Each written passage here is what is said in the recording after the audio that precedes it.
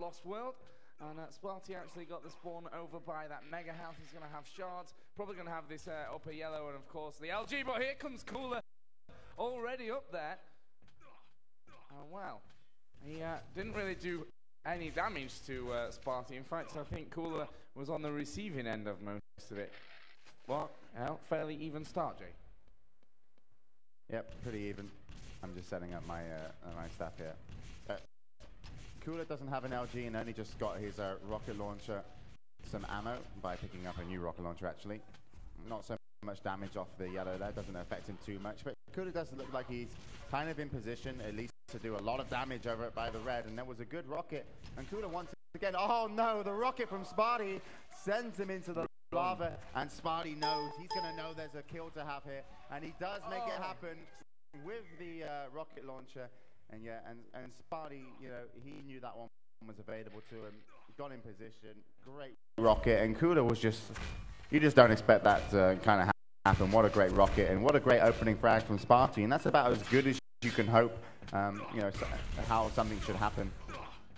And the best thing about Spartie at QuakeCon, by the way, is he just gets shut down by Cooler. Great play by him to pick up the mega. Is that Spartie, I feel, has been one of the unluckiest players in the top kind of caliber in the professionals that, you know, has missed out on a few big tournaments. You know, he didn't qualify for the Inter Extreme Masters main round. He got knocked out of his group stage in the European. But everyone's always said that he can do it. And finally at QuakeCon, you know, he's got another chance to prove us. And he's actually, you know, Fnatic are home to a lot of professional gamers. And, you know, Spartie is the top finishing Fnatic player here, you know, above strengths. And that's a you know, great achievement. And I'm sure all his teammates in the tournament area are sat behind him watching him and want him to take down Cooler from Mousesports. And so he's flying the flag for Sweden, which is, yeah, you can't underestimate that in Quake. Yeah, we've had world champions, numerous world champions from Sweden, and just fantastic gamers. The most notable was Toxic in Quake 4, but yeah, as I mentioned, let's get back to the action. So Cooler then has done a nice few laps on the map to pick himself up to 180 health, 146 armor. Is going to get the yellow. That's going to give him pretty much a 200 stack, which is the maximum you're going to get in Quake Live. And he just needs to get to center map. But trouble is, going over to the yellow, you are going to give position on the center map. And dm13, also known as Lost World, center map is very, very crucial. But look at this fight, and Cooler ends up hitting these crazy rocket shots. And Spartie was just like, didn't want to try and dodge away from the wall because he knew that there was nowhere to dodge. So he just stood against the wall, hoping that Cooler was expecting him to dodge forward, so the damage would be minimum. But you know, Cooler landed great rockets and then even got a conversion with the LG and goes 3-1 in the lead. And that's a very, very, you know, quick turnaround. That's how quick it can happen in Quake Live. You get the one kill, and you can always look to maybe get 1 or 2 respawns. Doesn't always happen, but if it does, great for momentum.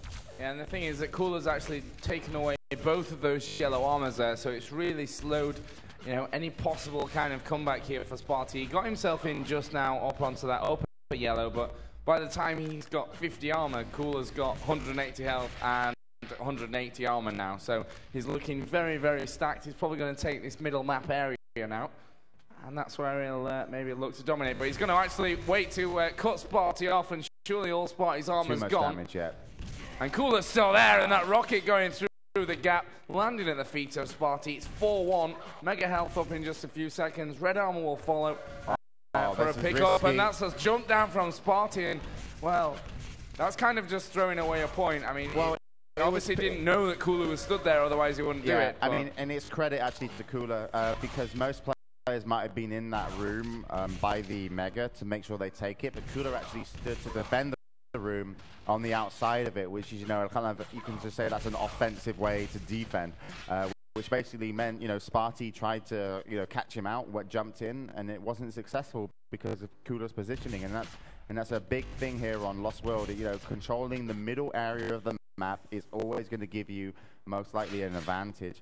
So, you know, you are going to see the player in control, which is Cooler from Russia, take the items, and then middle area, he can probably push in. Did a little bit of damage, and he's looking to take the yellow that is up, and Spartie, very nicely done, baited that one out and landed a nice rocket. And actually, this is really interesting because Spartie now has 50 armor and 100 health, which is the same as Cooler. Wow. 1-2 rockets. And that is absolutely perfect. He's won the red armor. He's taken no damage whatsoever, and he should be looking to take the Mega. If he gets Mega, these 5 frags, the differ, as we go into halftime at 5-minute mark, is a very comebackable kind of scoreline. And Spartie knows it. So he's just going to push out Cooler from middle map. He's going to eat one of the yellows up as well, which is great because that's a yellow that Cooler was looking to get. So he denied 50 armor from his opponent, and he's got position on the red. And even here, he's actually playing with Cooler, you know, and Cooler's trying to be a bit cheeky by making it very hard for him to get the shots in. But eventually, I think Spartie's going to get this one. And he's got to drop it down. He's got to take it before he gets the red, but he's giving away the red now. And this is going to be bad for Spartie because he's only got 1 rocket, and that's it. That's the rocket he's got, and now he's only left with shotgun LG. And lucky for him that Cooler is going to leave the room, but he's going to come back Cooler stronger now from that red armors, and that's going to be dangerous for Spartie. I felt like he maybe just should have just got the red and then rocket jumped out to have a fight, but instead he pressured, didn't work out. Yeah, Cooler at the minute is 100-150, and Spartie, well, he's 200-150, so he does have that little advantage here to go for the fight. We can see how this is working out for him. 4 minutes to go. Here he comes. Good first rocket from Cooler. Spartie throwing one equally as good, but Spartie could be in a little bit of trouble, and he's actually rocket jumped away to get out of that fight, completely leave it. And of course, he's done a huge amount of damage as well over to Cooler, who's now picked up that upper yellow. But the Mega health is going to lead to a red armor, and Spartie's good to go again. Yeah, and you know, that Mega health that he's been picking up, that has been his, you know, consecutively quite a few times. But here comes a fight, and surely that's going to be Spartie's.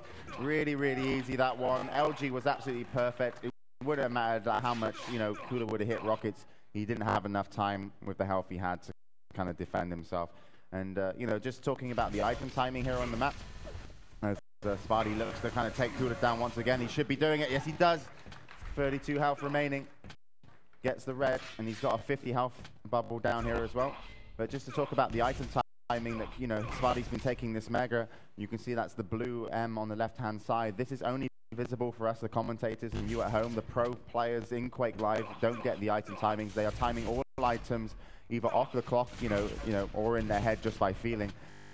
And that's a very impressive feat, you know, to add to all the aiming, positioning, and all the tactics around the game in Quake Live as well. So if you're watching from home and didn't know, they've got a lot to handle. And Spartie's got a little bit more as well. 3 frags still down. Nice shotgun blast into back of Cooler. That would have done a good 80 damage around there. He didn't connect with all the pellets, but certainly it would have done a lot. And it means that he's pretty good to go for another attack here. Well, and he's going to rocket jump up there. The case is, or the problem is just trying to find exactly where Cooler is and not take too much damage as he tries to attack him.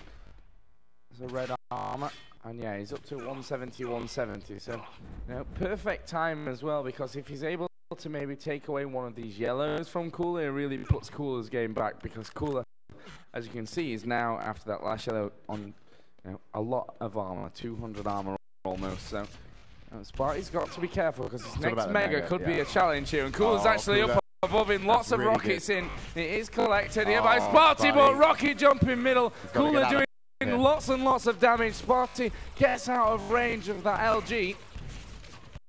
And it's okay to challenge this, because he knows that Cooler wants the rocket ammo and the health. So that was an okay challenge. Like, one of those rockets could have really brought him back, you know, a potential frag. And Spartie is going to be starting to run out of time. We're in the last 1 minute 30. He needs to find Cooler and lay down a frag. And he is going to find him here in the corridor. And there's 2 good rockets, but Cooler's defensive rockets were strong as well. And now Spartie finds himself with just 17 points of health. And below him waits Cooler with the lightning gun. 2 ticks of that lightning gun damage will be the end of Spartie. But in fact, it's going to be the machine gun from the exit of the RA teleporter, and there comes another frag, and that will certainly have to be maybe first map going to, well, certainly have to be maybe, but I'm just going to say certainly have to be first map now, going to Cooler. 9-4. I mean, 5 frags a difference, and Cooler up to 100 armor. Can't see it happening for Spartie, but he's had a few chances. And as Joe mentioned earlier, just to the game starting, this is what Spartie considers to be one of his best maps. Personally, I think his best tournament performance so far has been on Arrow Walk, so I do hope for him this is Cooler's map choice, and we do see an Arrow Walk next. I mean, Strengths did beat Cooler on Arrow Walk, so hopefully we get to see that map to be played next, because that could be Spartie bringing us to a 1-1 game. Yeah, Arrow Walk will be the next map, and T7 the decider. So if we need to get that far, but right now 13 seconds to go. And it is going to be Cooler who picks up this first map here on dm13. Nice. Spartie's still not done, but, well, 6 seconds. There we go. Well played to be a Spartie. Yeah. And the man from Russia then will take the first map, 9-5. And he's got to be really happy with that, because last time he played against Spartie, you know, he didn't... It wasn't so much this map that gave him the problem. It was more the maps like T7 where he wasn't